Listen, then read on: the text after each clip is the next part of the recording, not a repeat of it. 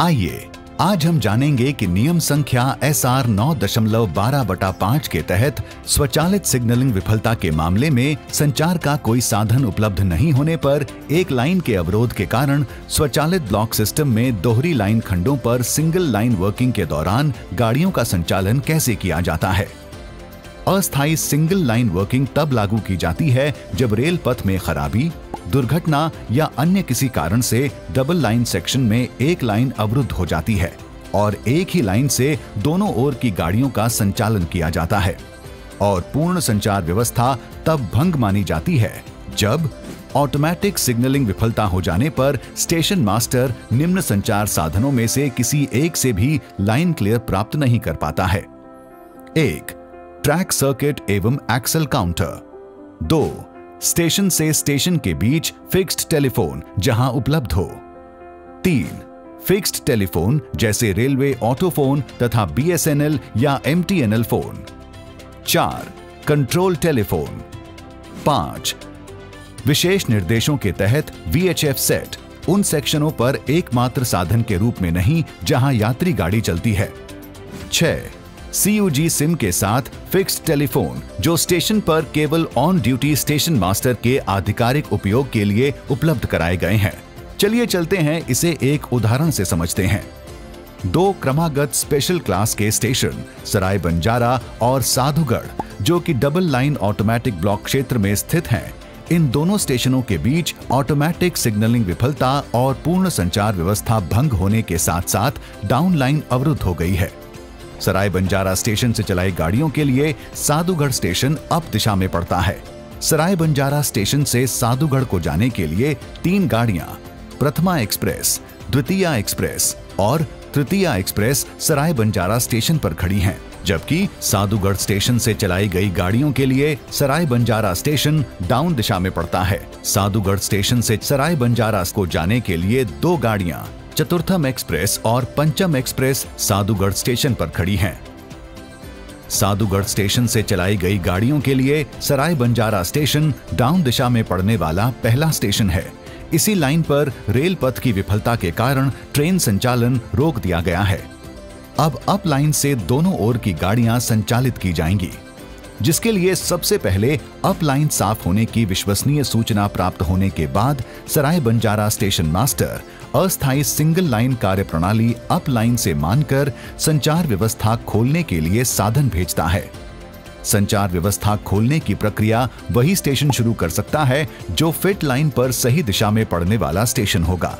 अतः सराय बंजारा स्टेशन के station master को SSE JE P-वे द्वारा लाइन फिट की सूचना दी जाएगी। आइए सराय बंजारा स्टेशन मास्टर के कार्यालय में चलते हैं और देखते हैं कि किस प्रकार SSE JE P-वे द्वारा डाउन लाइन अवरुद्ध हो जाने और अप लाइन संचालन के लिए फिट होने की सूचना दी जाती है। स्टेशन मास्टर सराय बंजारा 10 बजे से सराय बंजारा और साधुगढ़ स्टेशन के बीच डाउन लाइन गाड़ी संचालन के लिए सुरक्षित नहीं है, लेकिन आपके और साधुगढ़ के बीच अप लाइन गाड़ी संचालन हेतु फिट है। आप अप और डाउन दोनों दिशाओं की गाड़ियों का संचालन अप लाइन से कर सकते हैं। मैं इसका मेमो आपको अग्रिम कार्यवाही हेतु दे रहा हूं। सराय बंजारा और साधुगढ़ के बीच डाउन लाइन 10 बजे से गाड़ी संचालन के लिए सुरक्षित नहीं है, लेकिन सराय बंजारा और साधुगढ़ स्टेशन के बीच अप लाइन ट्रेन संचालन के लिए फिट है। आप अप लाइन से अप और डाउन गाड़ियों का संचालन कर सकते हैं। ठीक है। सराय बंजारा स्टेशन मास्टर को अप लाइन का फिट प्रमाण पत्र मिलने के बाद वह पूर्ण संचार व्यवस्था भंग होने के कारण सिंगल लाइन TFC के नियम संख्या SR 9.12/4 के अनुसार गाड़ियों का संचालन सुनिश्चित करता है। आइए अब देखते हैं सराय बंजारा स्टेशन मास्टर पूर्ण संचार व्यवस्था भंग होने पर अपने स्टेशन पर खड़ी गाड़ियों को चलाने के लिए वह किस प्रकार प्रभावित ब्लॉक स्टेशन के दूसरे छोर के ब्लॉक स्टेशन के स्टेशन मास्टर के साथ संपर्क स्थापित करने के लिए और संचार व्यवस्था खोलने के लिए निम्न साधनों में से वरीयता क्रम के अनुसार किसी एक को भेजकर संचार व्यवस्था शुरू करेगा। A. Light engine. B. Train से अलग किए जाने के बाद train engine. C. Motor trolley या टावर वैगन या ट्रॉली या साइकिल ट्रॉली या मोपेड ट्रॉली, जिसके साथ ट्रेन मैनेजर या ड्यूटी पर मौजूद स्टेशन मास्टर के अलावा कोई अन्य स्टेशन मास्टर हो। डी, डीजल कार या रेल मोटर कार या EMU रैक, यह सुनिश्चित करने के बाद कि सभी यात्री ट्रेन से उतर गए हैं। आइए अब देखते हैं कि स्टेशन मास्टर सराय बंजारा ट्रेन इंजन, जो कि ट्रेन प्रथमा एक्सप्रेस से अलग किया गया है, उसे किस प्रकार साधुगढ़ स्टेशन भेजता है और ट्रेन इंजन के लोको पायलट को प्रभावित सेक्शन में जाने की जानकारी देता है। लोको पायलट ट्रेन इंजन गाड़ी प्रथमा एक्सप्रेस सराय बंजारा और साधुगढ़ स्टेशन के बीच सेक्शन में ऑटोमेटिक सिग्नलिंग विफलता हो गई है तथा संचार के साधन भी उपलब्ध नहीं है। आपको आपके लाइट इंजन के साथ साधुगढ़ स्टेशन के साथ संपर्क स्थापित करने के लिए और संचार व्यवस्था खोलने के लिए भेजा जा रहा है। ठीक है। संचार व्यवस्था खोलने के लिए वाहन भेजने की प्रक्रिया। 1. स्टेशन मास्टर लोको पायलट को वाहन भेजने के उद्देश्य और परिस्थितियों की जानकारी देगा। 2. यह सुनिश्चित करेगा कि उन्हें संचार विफलता के दौरान संचालन नियमों की पूरी समझ हो, आवश्यकता पड़ने पर नियम समझाएगा। 3. लोको पायलट को लिखित प्राधिकार TB602 संचार खोलने हेतु और TA912 ऑटोमेटिक सिग्नल या semi automatic signal manual gate रोक सिग्नलों को ऑन स्थिति में पार करने के लिए लिखित प्राधिकार जारी करेगा। लिखित प्राधिकार TB602 जिसमें निम्न बातें शामिल होती हैं। बिना लाइन क्लियर आगे बढ़ने का प्राधिकार। कॉशन ऑर्डर, जिसमें संचार खोलने जाने वाले साधन की गति दिन दृश्यता साफ होने पर अधिकतम गति 15 किलोमीटर प्रति घंटा, रात्रि या दृश्यता साफ न होने पर अधिकतम गति 10 किलोमीटर प्रति घंटा। लाइन क्लियर पूछताछ संदेश, जिसमें स्टेशन पर खड़ी गाड़ी के लिए लाइन क्लियर मांगा जाता है। प्रभावित ब्लॉक स्टेशन के दूसरे सिरे के स्टेशन मास्टर को कंडीशनल लाइन क्लियर संदेश, जिसमें उसे अनुमति दी गई हो। आइए अब चलते हैं और देखते हैं कि स्टेशन मास्टर किस प्रकार लिखित प्राधिकार TB602 और TA912 तैयार करता है। यदि साधन को लाइन क्लियर मांगने के लिए प्रयोग में नहीं लाया जाता है और साधन को वापस लौट कर नहीं आना है, तो लिखित प्राधिकार TB602 के भाग C लाइन क्लियर पूछताछ संदेश, जिसमें स्टेशन पर खड़ी गाड़ी के लिए लाइन क्लियर मांगा जाता है, और भाग D कंडीशनल लाइन क्लियर संदेश, जिसमें प्रभावित ब्लॉक स्टेशन के दूसरे सिरे के स्टेशन मास्टर द्वारा लाइन क्लियर की अनुमति दी जाती है, को काट दिया जाएगा। यदि एक से अधिक गाड़ियों का लाइन क्लियर मांगने के लिए साधन का प्रयोग किया जाना है, तो उसको लिखित प्राधिकार के रूप में TE602 जारी किया जाएगा। संचार खोलने के लिए जाने वाले साधन को प्राधिकार पर अगले स्टेशन पर जाने की अनुमति देते समय सेमी ऑटोमेटिक सिग्नल या मैनुअल प्रस्थान रोक सिग्नल को ऑफ नहीं किया जाएगा। जब तक यह साधन वापस नहीं आ जाता, तब तक किसी भी अन्य वाहन को स्टेशन छोड़ने और उसी दिशा में आगे बढ़ने की अनुमति नहीं दी जाएगी। आपके लाइट इंजन को संचार व्यवस्था खोलने के लिए जाना है और गाड़ी संख्या प्रथमा एक्सप्रेस के लिए लाइन क्लियर प्राप्त करके वापस आना है। इसके लिए आपको लिखित प्राधिकार T/B 602 दिया जाता है। साथ ही प्रस्थान रोक सिग्नलों एवं ऑटोमेटिक सिग्नल या सेमी ऑटोमेटिक सिग्नल या मैनुअल या गेट रोक सिग्नलों को ऑन स्थिति में पास करना है। इसके लिए आपको लिखित प्राधिकार T/A 912 दिया जाता है। साथ ही 2 अतिरिक्त गाड़ियों द्वितीय एक्सप्रेस और तृतीय एक्सप्रेस का लाइन क्लियर मांगा जा रहा है। इसके लिए आपको लिखित प्राधिकार T/E 602 भी दिया जा रहा है। आप सभी आवश्यक नियमों का पालन करते हुए जाएं। ठीक है, मैं समझ गया। आइए अब देखते हैं ट्रेन इंजन लोको पायलट किस प्रकार पूर्ण संचार व्यवस्था भंग होने पर लिखित प्राधिकार TB602, TA912 और TE602 मिलने पर आगे बढ़ता है और क्या कार्यवाही करते हुए अगले स्टेशन के प्रथम रोक सिग्नल तक जाता है। 1. फ्लैशर लाइट को ऑन करेगा। 2. लगातार सीटी या हॉर्न का उपयोग करेगा। 3. घने कोहरे या आंधी तूफान के मौसम में 2 रेल कर्मचारियों के द्वारा उचित दूरी पर वाहन को पायलट किया जाएगा।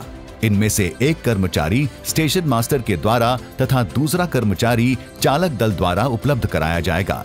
यदि वाहन एकल मानव युक्त है तो दोनों कर्मचारी स्टेशन मास्टर के द्वारा उपलब्ध कराए जाएंगे तथा ड्यूटी पर तैनात स्टेशन मास्टर दोनों कर्मचारियों को इनके कर्तव्यों के बारे में समझाएगा तथा स्वयं को संतुष्ट करेगा कि दोनों समझ गए हैं। 4.